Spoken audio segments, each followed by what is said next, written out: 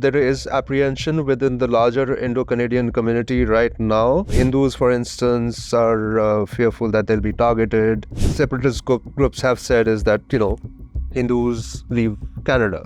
What happened over the last 72 hours is something that I don't think anyone has experienced before.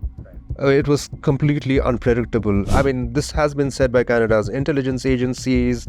It has appeared in their reports that Pakistan is among those countries which are interfering in Canada's internal affairs. The US really doesn't have an option but to support Canada.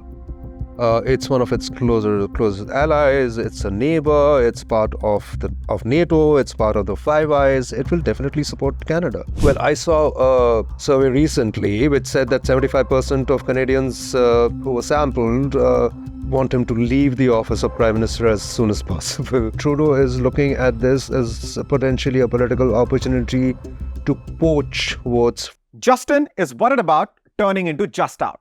Jolie thinks declaring the High Commissioner of a country a person of interest and accusing India of orchestrating violence in Canada without sharing any evidence is jolly good a laughing matter. And a former ally and friend, or meet in Hindi and Punjabi, Jagmeet of these two, who is also a supporter of the separatist Khalistan extremist, seems to be forcing their hand. As you all know, in just the last 72 hours, India-Canada relations have come apart. India recalled.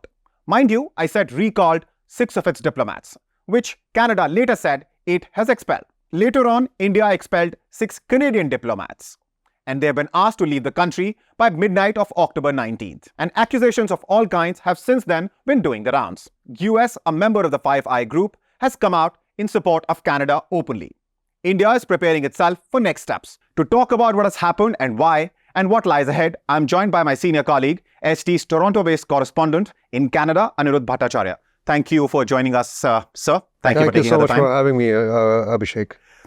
So what has happened is unprecedented, of course. Some are saying Trudeau seems to have lost his mind because his government is on a very shaky ground in Canada. And as a consequence of this, he needed a distraction. But we will talk about that. We will discuss the details of that. But to begin with, do you think it would be correct to say at this point in time that India-Canada relations are pretty much dead now? Oh, yeah, absolutely. I mean, it's a corpse. And it will remain a corpse till the time there is a change in government. So the earliest that change could happen is potentially in the spring if there are midterm elections in Canada, or they're anyway scheduled for October. So after that, I guess India will look at the situation in terms of the new government and what its posture is, and then take it from there. Of course, if Trudeau by any chance does come back to power, which appears very unlikely, then I'm not sure the corpse will be revived. But do you think, this speculation which is being made that, Trudeau was looking for a distraction for an enemy outside, while he's facing this revolt, this rebellion from Liberal MPs from within his party. Do you think this could be one of the reasons as far as the timing of what has happened is concerned? Yeah, well, some people have speculated about that in Canada. And he was actually asked a question regarding the revolt within the Liberal Party caucus during the press conference. Yeah, that could be possible. National security affairs tend to be a good distraction, especially for prime ministers who are politically facing problems and unpopularity. It does help. Obviously, I'm not certain about whether that was the cause behind this, but that is going to be that will be short term, because public memory is short, political memory is even shorter. So by the end of this year, unless there are more developments, that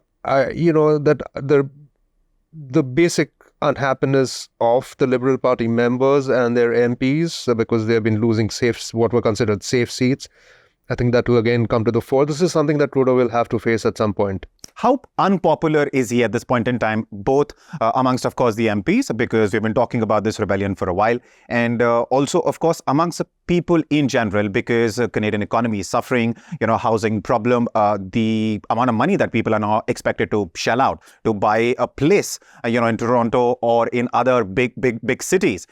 So keeping all of that in mind, how unpopular is he at this point in time in Canada? Well, I saw survey recently, which said that 75% of Canadians who were sampled want him to leave the office of Prime Minister as soon as possible. So that is, I guess, a good denominator of how unpopular he is. And that's because of cost of living issues. As you mentioned, housing affordability. Young people, for the first time, are actually trending towards the Conservatives. This is not something I have ever seen in any country in the West Right. in the past. So, and that's basically because of these issues, because of the pressure on infrastructure, because of the surge in immigration numbers, and people have to be housed. On the other hand, poor immigrants are also suffering because they're having to shell out enormous amounts to settle down in a new country, which comes with its own challenges. What the Trudeau government has managed to do is something which I did not think possible, is create an anti-immigrant sentiment in Canada. Right. And another speculation, because I want to get, all the theories out of the way first. I mean, why Trudeau might have done what he has done at this point in time. And the other theory is that, of course, it is because since NDP, Jagmeet's party, withdrew support last month from Trudeau government, he is having to collaborate with, other legislators to survive no confidence motions.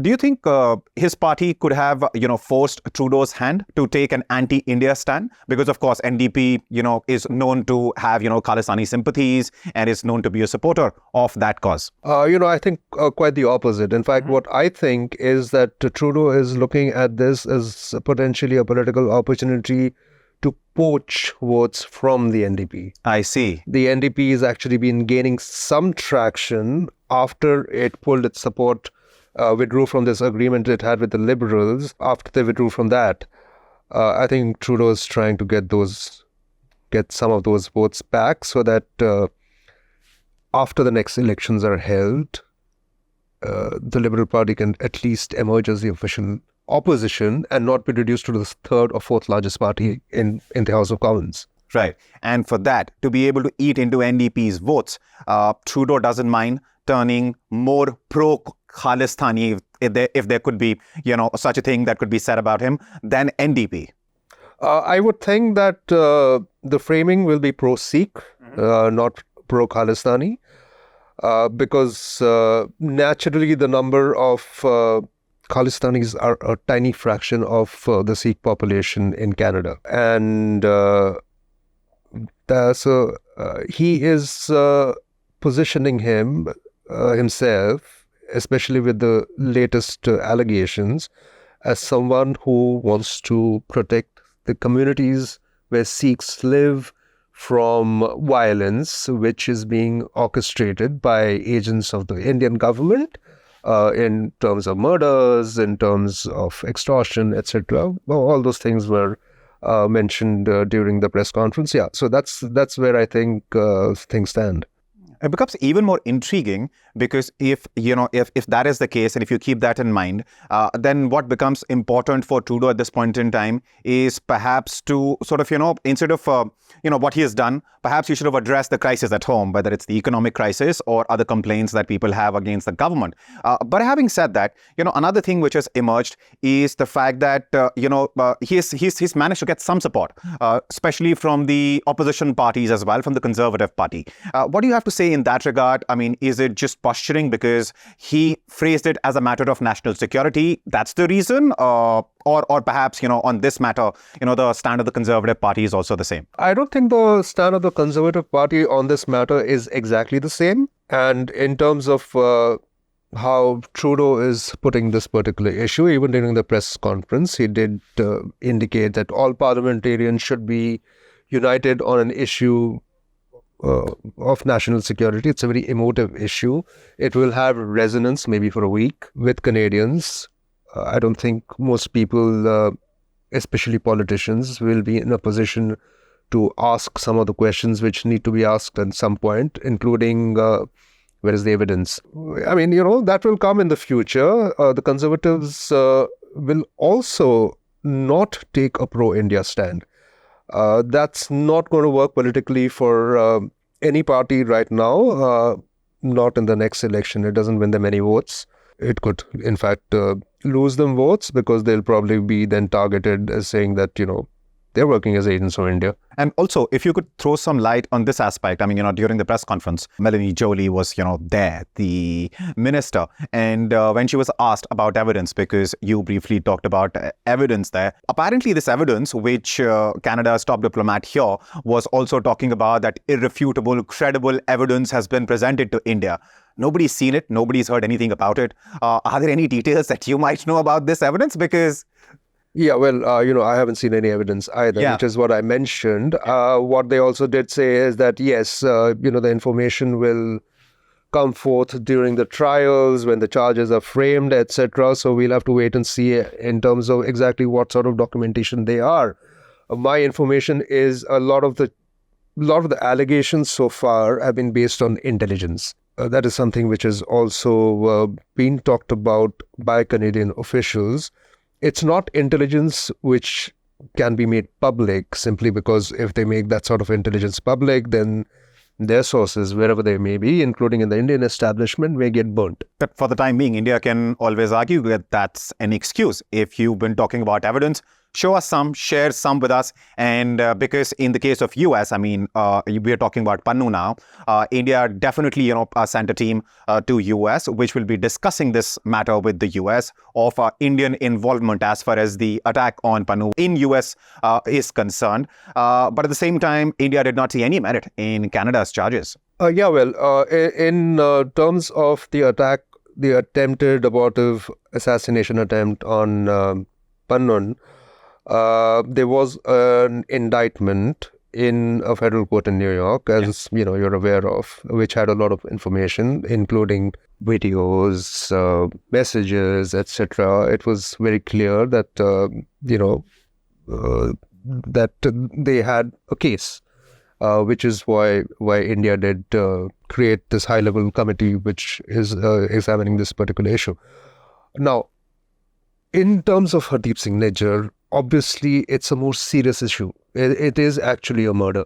However, the difference is, again, in what is tangible. What is tangible that has come forth so far?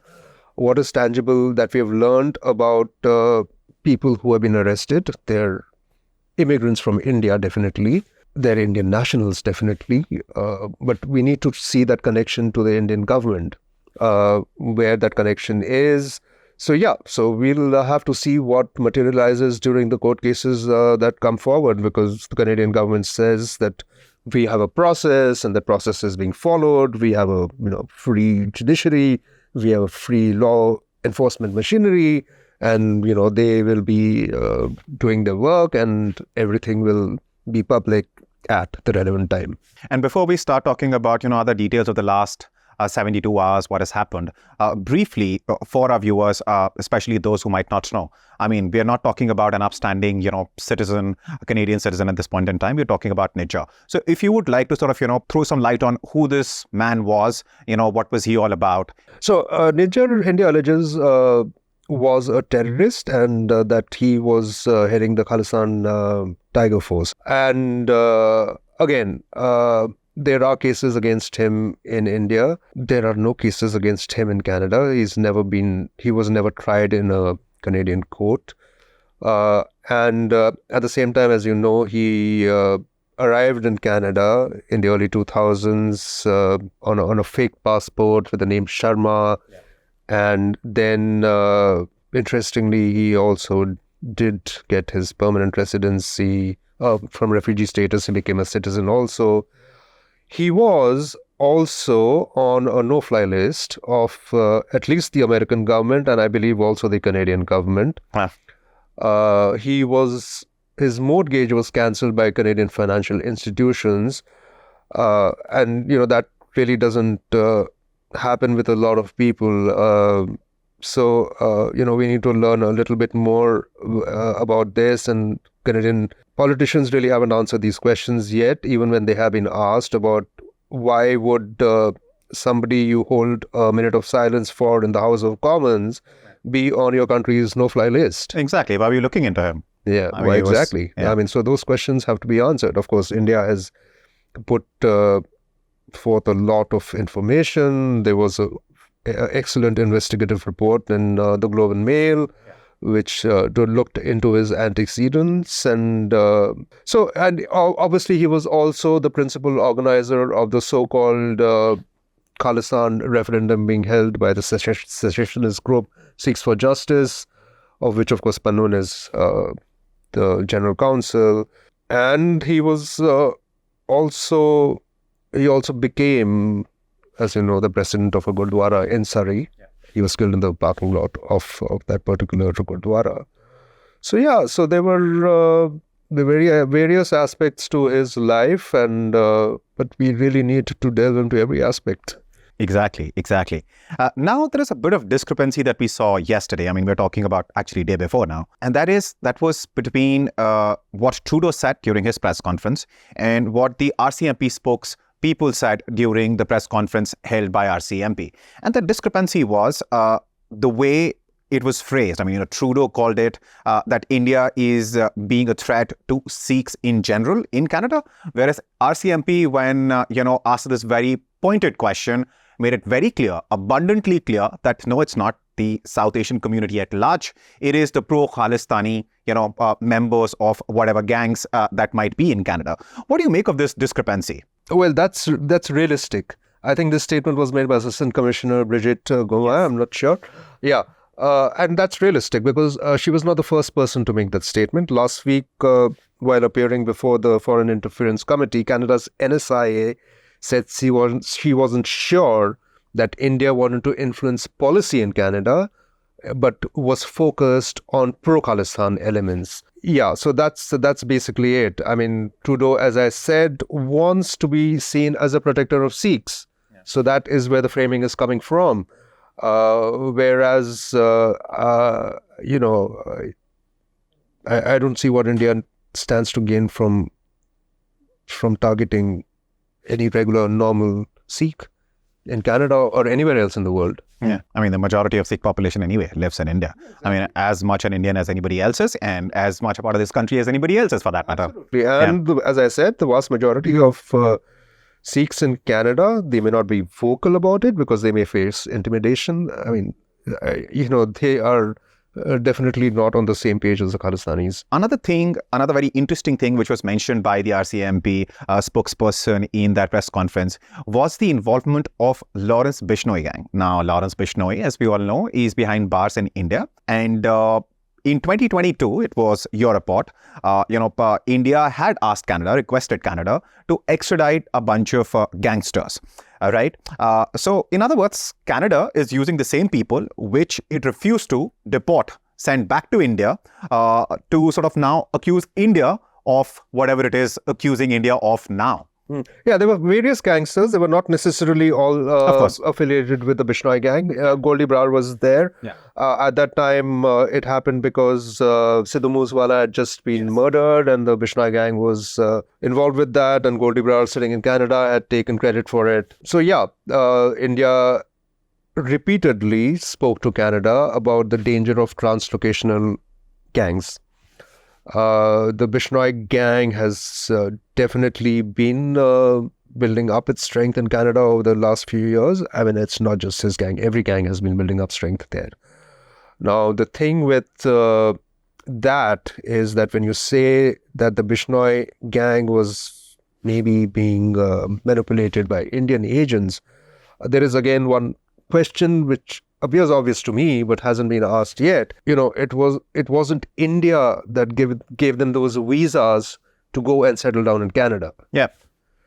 So that's again, I'm not sure how reliant India could be on any gangster. There is another angle to this, and of course, you've been covering this for decades. So please, if you see any merit in this, please let us know. And that is, of course, the CSIS director Vanessa Lloyd, when she was testifying. This was last year.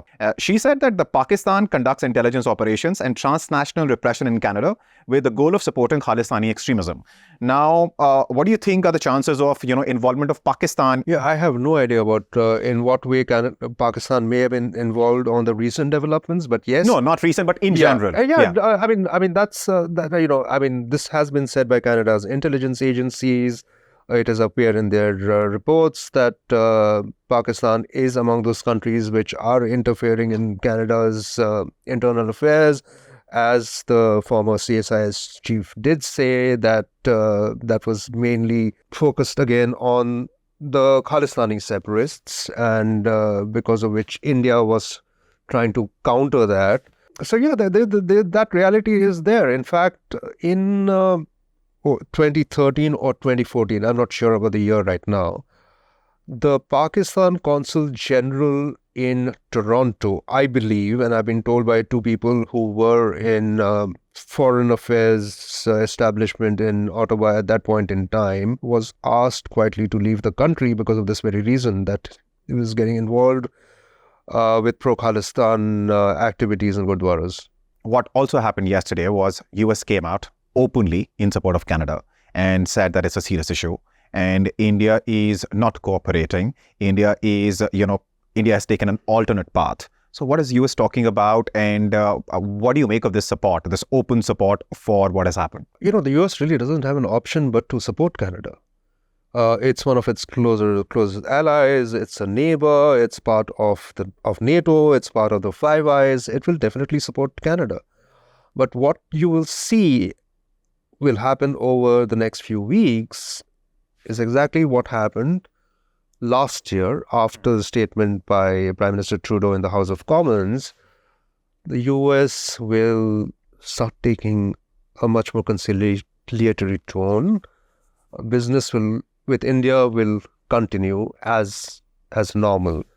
It will be the same thing with other countries like Australia, which have also made a statement. Because I don't think any of them want to jeopardize the current relationship with India for this particular purpose. Right.